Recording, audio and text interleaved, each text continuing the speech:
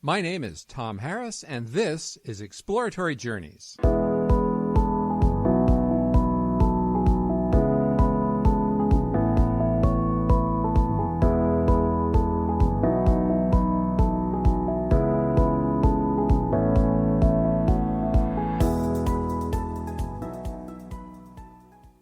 My guest this week is environmental consultant Dr. Madhav Kandekar, who worked for 25 years as a research scientist with Environment Canada. Dr. Kandekar specializes in understanding extreme weather events. He was an expert reviewer for the UN's IPCC 2007 climate change documents and has contributed to the report Climate Change Reconsidered that you can see on the web at climatechangereconsidered.org. Madhav has been on the editorial board of the journal Natural Hazards out of the Netherlands since 2000. He has a BSc in mathematics and physics, an MSc in statistics, as well as both MSc and PhD degrees in meteorology from Florida State University. He's worked in the field of weather, climate, and oceanography for over 60 years. He's published over 150 papers, reports, and book reviews, and has written 2 books. Welcome to the show, Dr. Kandekar. Very nice talking to you. Nick is my co-host today, Nick Vandergraff, and he's going to be chiming in now and then, I'm sure. Right, Nick? Well, if they give me a bell, I will. So, Madhav, can you tell me, how did you become interested in meteorology and climate? I was studying in Pune, India, where I did my master's in statistics. After doing my MSc in statistics, I got a entry-level job at the India Met Department right in Pune, in my hometown. It was a job of a statistical analysis of data. So I accepted the job and I started working into monsoon data, and that's how I became interested in weather and science. So I worked there about 5 years, decided that I should study more, so I went to United States at Florida State University, where I received a fellowship, and I came to U.S. on a Fulbright travel program. So I studied there 6 long years, did my doctorate in meteorology. Since I was a exchange student in United States, I couldn't stay there to do my job. So I was looking for a place to work elsewhere. Job possibilities in India were rather limited, so I got an offer of postdoctoral fellowship in Canada, which I took. I came here in 68 December, something like that, worked as a postdoc. After that, I went to University of Alberta for a few years, then 2 UN assignments, one in Barbados, one in Qatar, Middle East, and then back here, continuing to work in this field. Yeah, so it must have been quite a shock for somebody from India who studied in Florida to come to Canada to go to Alberta in December. Yeah, that's true. In Tallahassee, Florida, the first year I was there, 1962 December, we had a cold snap and the temperature went down to about 10 degrees Fahrenheit one day. That was very cold for Florida. Oh, yeah. And we used to have a kerosene heaters in our apartment. We were literally freezing. My God. I still remember that. Then I came to Canada. I was still not fully prepared to witness cold weather, but really I got cold, used to it. And then, well, we had fair amount of snow and temperatures were still below freezing for several days in winter. And then I got an offer to Edmonton, and then I started to wonder about, Edmonton is one of the coldest places in Canada. How am I going to survive, me and my family? But we managed well.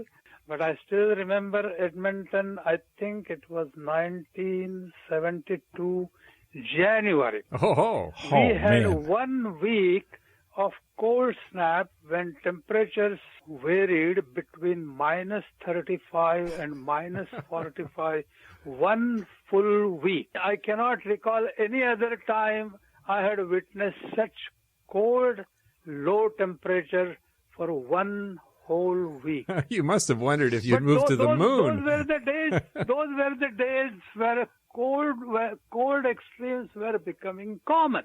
And I think if you recall, that time people were talking about coming ice age. Yeah, the that's right. winters becoming colder, and then we started this ball about the global warming, and now we are saying that we are becoming hot and hot and hotter. I don't quite understand it. Yeah. To be honest, I think these are natural cycles, and we just have to learn to live with this. Right. So even if there was a climate emergency, you'd focus on adaptation? I think so. I think, in fact, you talked about climate emergency, and when it was declared, when was it declared? Around March or April? June 18th. When we had a series of rain showers and floods, and I almost laughed. I said, "What is this going on? Why it is called climate emergency?" We have had such floods quite often. In fact, when I came to Canada in the 68, 70, I recall in eastern Canada, there would be a ice jam, a river ice jam, often, and there would be flooding. Spring flooding was very common in eastern Canada in the early 70s. So when we had spring flooding few months ago, I just wondered, oh, well, this is one of those natural cycles. And then I see our environment minister calling it a climate emergency and declares it climate emergency in the parliament, and I just couldn't believe it. I thought it was totally unnecessary. I think what you're seeing, and you probably already know this, but I'll just state the obvious, that the climate emergency scam is something that everything you can fit, no matter what happens, you can fit it in that envelope. And then they can tax people more. It's all about money. It's all about putting forward a social agenda that a lot of people would not accept under different circumstances. Calling it climate emergency is totally unnecessary. I don't see any rationale behind it. We had lots of such extreme weather events. Now, if we go back further, we had what is called as the Dust Bowl climate of the 20s and 30s. Yep. And we had very hot weather during those 2 decades. In fact, our hottest temperature or highest temperature in Canada was recorded in 1937 in July in a small town in Saskatchewan, and the temperature was 45 degrees. In 1936, from 5th to 12th July, we had the deadliest heat wave in central Canada and in parts of GTA, what we call today GTA, when temperature for 3 days in a row in Toronto reached 41 degrees, unadjusted, not adjusted to humidex. We have not exceeded that temperature. And I think a lot of people do not try to see the past hot weather that we have witnessed in Canada and keep complaining, oh, the weather is getting hot, the weather is getting hot. And I get amused. In fact, from my assessment, our summers are short. Our winters are long. They just sometimes don't seem to end. Yeah, this year they had 7 months in which snow was on the ground at some point in the month. Well, what about the extreme heat in Paris that we've heard about recently? Yeah, well, I have several links to that, and I think one of the best one was produced by this American weathercaster known as Joe Bastardi. You see, I think he's Weather Bell. He's, I think, the director of Weather Bell or something. I don't know exactly. But he has pointed out that what happened was Saharan air mass was sort of squeezed through Atlantic trough, and it moved into Western Europe, and it caused some extreme temperature in Paris and vicinity for a few days. Mm-hmm. And it is nothing unusual. So this happens once in a while. It was not due to human CO2. These are natural variations of large-scale atmospheric flow patterns. Yeah. So they are often related to the popular known events which are known as El Nino and its inverse La Nina. Yeah, can you explain that quickly? Like what they are? Because I don't think that many listeners will really know. The waters around Eastern Pacific become warm and it produces vertical circulations and you get an El Nino impact which has worldwide influence. And these occur sort of irregularly between 3 to 7 years. I see. So that's a natural cycle. The reverse phenomena is called the La Nina. Okay, what causes the accumulation of warm water in the tropical Eastern Pacific? It's very complex. A simple explanation is, again, trade winds blowing across the Pacific Ocean. So you can imagine like a bathtub, and you're blowing in a bathtub, and you put all the warm water at one end, and that's what happens. Oh, I see. And that upsets the weather in North America. And it produces a weather in North America. Normally, El Nino winters in Canada are mild. Even in United States, in southeastern United States, the El Nino impact is a milder winter. On the other side, on the flip side, as I say, the La Nina, when you have a much colder water in the tropical Eastern Pacific, we have a much colder winter. I think some of the coldest winters in the last 25, 30 years in Canada can be definitely linked to what we call as a La Nina or La Nina now. These are Spanish words. El Nino is the Christmas child, or that is the name in Spanish. And I think it was sort of a gift in some parts of South America because the weather becomes a little warmer, fair amount of rain accompanies El Nino events in South America. It produces good harvest, and that's why it was called a Christmas child. Let me ask you something, because last winter, you're right, was long, cold, and hard. I live out in the country myself, and I heat with wood and things like that, and I am praying for a short, mild winter. Unfortunately, it seems that El Nino and El Nina run in cycles. La Nina, sorry. They run in cycles, as you just articulated, but at the same time, they don't necessarily follow one right on top of the other.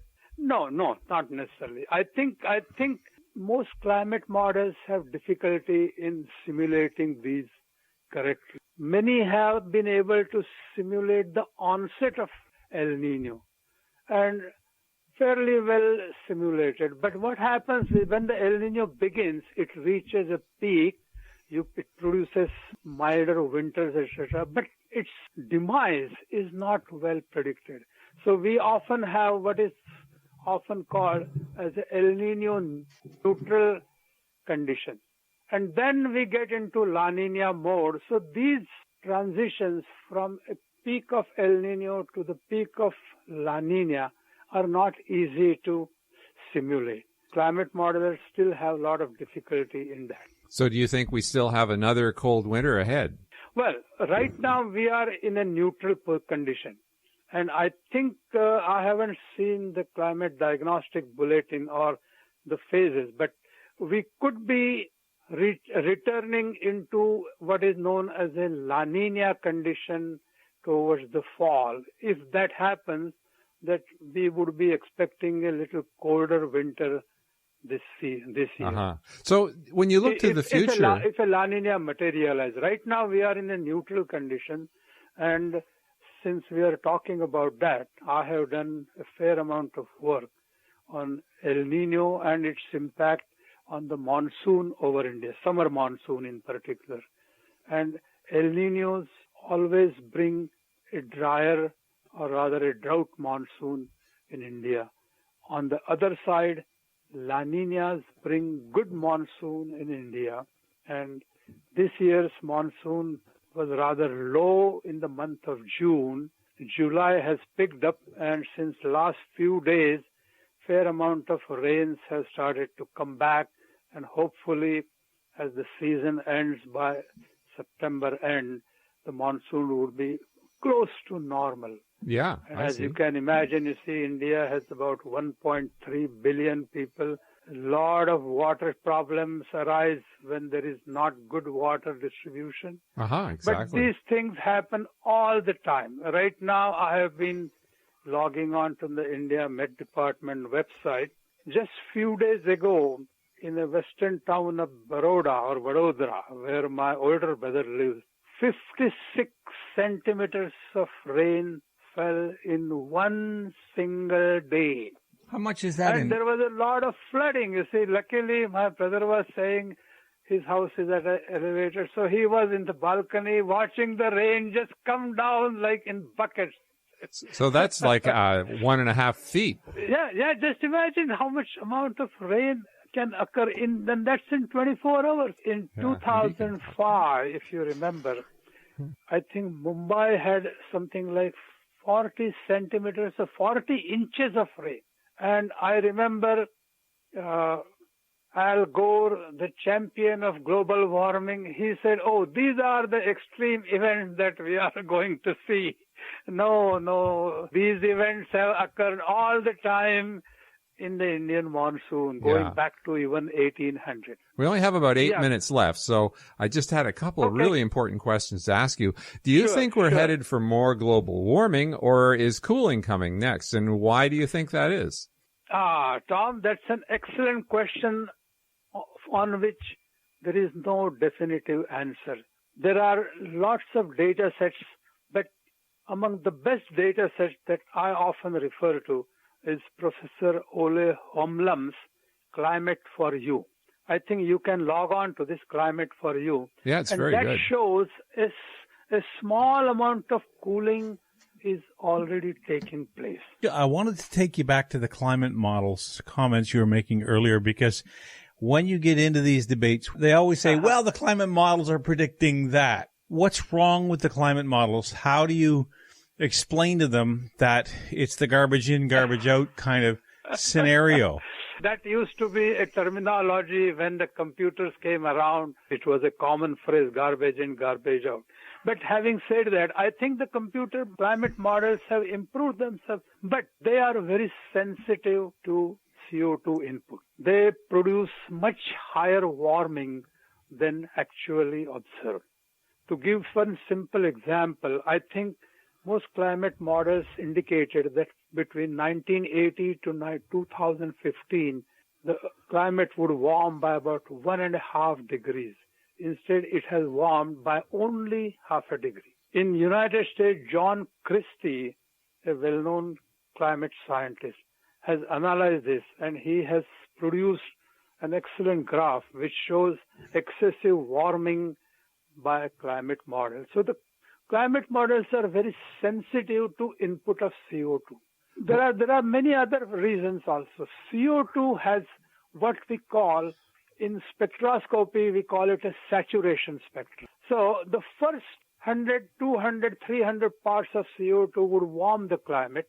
But later, if you add more CO2, it doesn't warm so much. This is called a saturation spectrum in spectroscopy. And that is what we are saying, you see.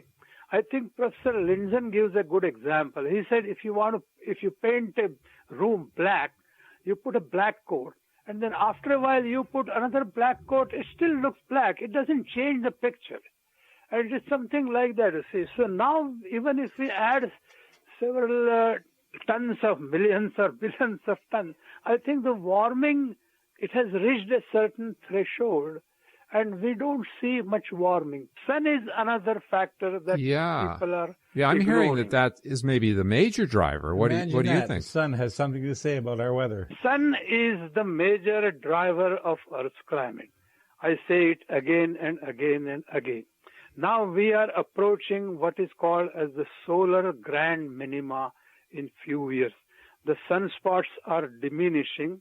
How it impacts the climate is a $1 million question, but in all probability, we will be heading into a cooler phase of the climate over the next 2 to 3 or even more decades. Yeah. So I don't feel concerned about our climate becoming extremely hot in next 20, 30 years. In fact, many solar scientists are predicting a full-blown ice age type climate by 2050. Wow. And of course, Canada is very vulnerable to that, more than most countries. Canada is definitely, we are the high latitude country, and I think we should be preparing for a much colder phase of the climate and not be overly concerned about few hot days. We should enjoy the hot days, go out, and I see very often on summer days, if you go downtown, you see lots of people are enjoying dinner in the sidewalk cafes. Even if the weather channel says, it is 28, humidex 35. I think these are sometimes alarmist declarations. That's the word I like to use, you see. Our science has becoming too much alarmist. So in other words, what you're saying in a nutshell is don't get rid of the snowshoes or the snowmobile. You might still need them. Oh, we are going to need them for sure. Oh, yes. Yeah, don't throw your snowshoe parkas, We are definitely going to need them. Yeah. Our winters are going to be long. And I think we have to ask this question. We had, for example, 2013-14 winter was one of the longest and coldest in whole of North America. And why did we have such cold winters? I don't understand how people don't talk about when we have very cold winter. That's when we have hot summer, they say, we see global warming. So the government's making a big mistake only planning for warming when cooling's far, far more dangerous to Canada. It is. In fact, I think cooling is much stressful, particularly to senior citizens of Canada. I am one of the senior citizens. I have, as I said earlier, I witnessed extreme cold winter in Edmonton, so I'm more or less seasoned. But still, I don't enjoy cold winters. Particularly, you have to prepare yourself well, cover yourself properly to go out. Even if you go to a nearby shopping mall, for example, you want to make sure that you park as near to the mall as possible. Yeah. Because especially the wind, you see, with minus 20 degrees, for example, and a wind blowing at 20 knots, or the wind chill could be minus 45. The humidex of 35, 40 is not as stressful as a wind chill of minus 25.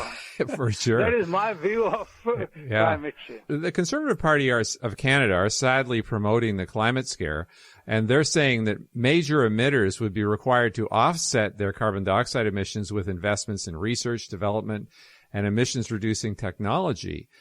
What do you think of that? I mean, surely they don't have to do that to have an alternative to the carbon tax. Certainly, R&D should continue. Secondly, putting carbon tax to control CO2 is meaningless. I can think of at least one or more peer-reviewed studies which says that even if Paris Accord, which was signed on in 2015, is accepted by all countries, 150, 170, conscientiously, and they all start to reduce their carbon footprint, by the year 2100, the cooling of the climate due to reduction of CO2 will be at best 0.1 degree. Wow. So that's worth trillions of dollars. I think and these are peer-reviewed studies, you see. And that's why I keep laughing when they put carbon tax. What will it do? It's nothing but a meaningless exercise. What we need to understand is this. Even if we reduce our carbon footprint, the developing nations which have a huge population, take China, India, Brazil, Mexico, these four countries together put out about 12 to 15 billion tons of CO2 in the atmosphere. Wow, yeah. We put out about 650 million tons. Yeah. So just compare.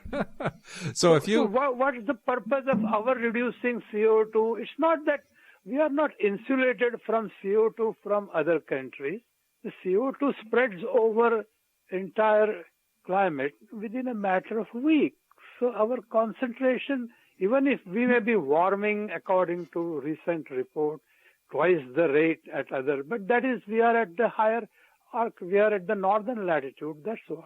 Well, there's been some sensational headlines in the news in the last 6 months to a year. Now, these come from politicians who have an agenda in many cases. Sometimes it's media who's bought into it, but we've gone from having 12 years left to save the planet down to 18 months, according to Prince Charles. Otherwise we're all going to die. Now, yeah. I think these are. I do not know how they produce such reports. You see, I think we are going to die. It's such a. I mean, such scary projections were made many times. We're still here. Has survived well. I think in India, where I grew up, I recall temperatures as high as in those days we were measuring temperatures in Fahrenheit, 117, 118 degrees Fahrenheit in central India when I was growing up. Today, in fact, I think highest temperatures in India as well as elsewhere have come down. Some of the highest temperatures in the world were recorded in the 1910s, 1920s, and 1930s.